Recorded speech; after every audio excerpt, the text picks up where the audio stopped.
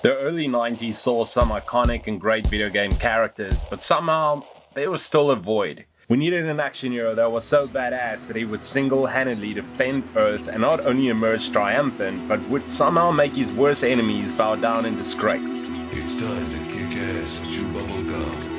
I'm all gonna go.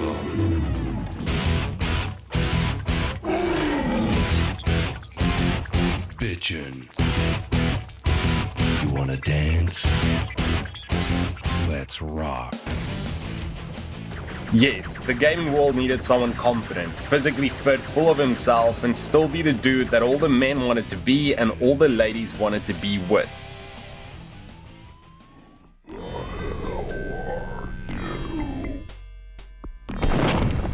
Duke Nukem, and I'm coming to get the rest of you alien bastards. Well, let's rewind back to 1991, back when 3D Realms and Apogee Software created the one and only Duke Nukem, the sole protagonist to the Duke Nukem's franchise. When Duke Nukem 1 for PC MS-DOS was set in a world ravaged by Dr. Proton's villainous ambitions. The original video game action hero was portrayed as an unhappy TV viewer hired by the CIA to save Earth from the mad scientist, while Duke actually only wanted to smash his face in for interrupting his soap operas. The side-scrolling platformer was the start of something special, even though the main protagonist was not the egotistical loudmouth hero we came to know him as in the latter installments. The second game released in 1993 and took almost 2 years to create, where the evildoers planned to enslave Earth. They eventually kidnapped Duke Nukem to use his brain to plot the attack, but he broke free and saved the world yet again.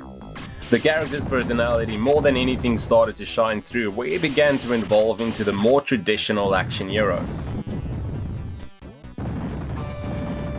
The third installment, Duke Nukem 3D, won the most recognition, where the character was dramatically redesigned by George Brozard and Alan Blum, and became the more familiar macho, wisecracking hero of today.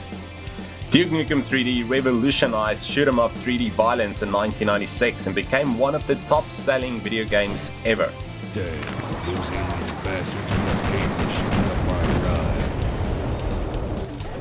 What perhaps drew most people to this character was his politically incorrect approach to things. Duke was practically the trope codifier when it came to video game characters. He hates aliens, loved booze and strippers, and couldn't care less if anyone were offended by his antics.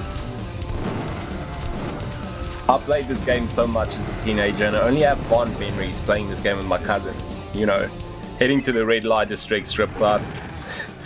Truly the definition of retro gaming. I'm sorry, Duke Nukem 3D was untouchable and one of my all-time favorites. Perhaps I'm still waiting for the true sequel, or perhaps some things are just best left untouched.